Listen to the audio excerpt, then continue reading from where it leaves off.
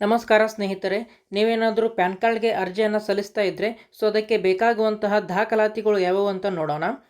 ಮೊದಲನೇದಾಗಿ ನಿಮ್ಮ Aadhaar card, mobile number, email I D ಹಾಗೂ 50 KB ಸೈಜ್ಗಿಂತ ಕಡಿಮೆ ಇರುವಂತಹ ಪಾಸ್ಪೋರ್ಟ್ ಅಳತೆಯ ನಿಮ್ಮ ಭಾವಚಿತ್ರ, ಹಾಗೆ 50 KB ಕಡಿಮೆ ಇರುವಂತಹ ನಿಮ್ಮ ಸಿಗ್ನೇಚರ್ ಹಾಗೂ 300 KBಗಿಂತ ಕಡಿಮೆ ಇರುವಂತಹ ಆಧಾರ್ ಕಾರ್ಡ್ PDF, ಅದೇ ರೀತಿಯಾಗಿ ಈ ಒಂದು SSLC ಅಥವಾ ಮ್ಯಾಟ್ರಿಕ್ಯುಲೇಷನ್ ಸರ್ಟಿಫಿಕೇಟ್ ಬೇಕಾಗುತ್ತೆ.